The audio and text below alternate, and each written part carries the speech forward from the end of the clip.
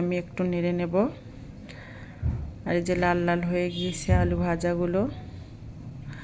তো আলু ভাজাটা যদি আপনাদের ভালো লেগে থাকে তাহলে আমার চ্যানেলটি সাবস্ক্রাইব করবেন আর আমার পাশে থাকবেন, লাইক কমেন্ট শেয়ার করবেন। অনেক অনেক ধন্যবাদ আমার রেসিপিটি দেখার জন্য। আসসালামু আলাইকুম। আজকে রান্না করব আলু ভাজি।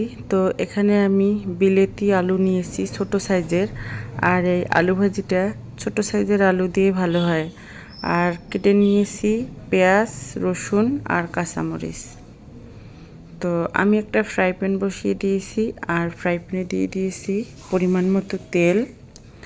আর তেল গরম হয়ে আসলে আমি কুচি করা পেঁয়াজ, রসুন আর কাঁচামরিচ দিয়ে দেব, দিয়ে হালকা ব্রাউন কালার করে ভেজে নেব।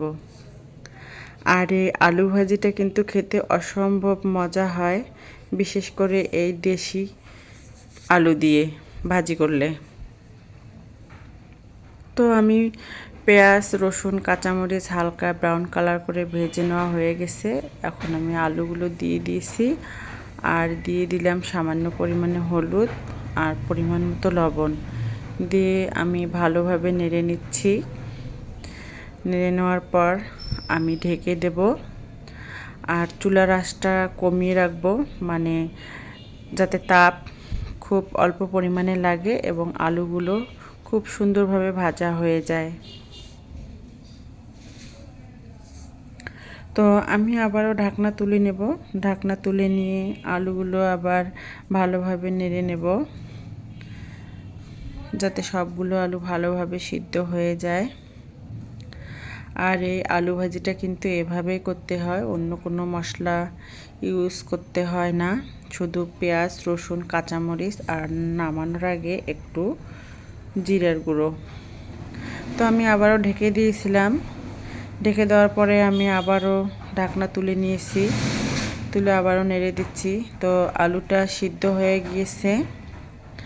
তো আমি একটু লাল লাল করে ভেজে নেব, সেজন্য নেড়ে ছেড়ে আমি আবারও ঢাকনা দিয়ে দেব।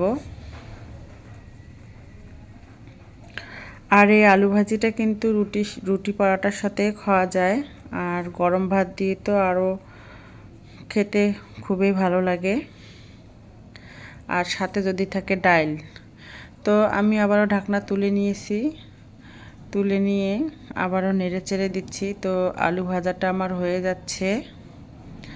আর এই দেখুন আলু ভাজিগুলো একটু লালচে লালচে ভাব হয়ে এসেছে। তো আমি আরও কিছুক্ষণ জাল করব।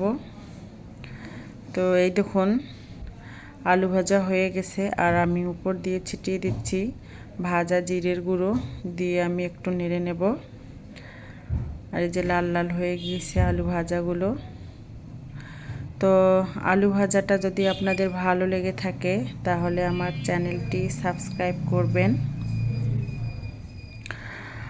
আর আমার পাশে থাকবেন, লাইক কমেন্ট শেয়ার করবেন। অনেক অনেক ধন্যবাদ আমার রেসিপিটি দেখার জন্য।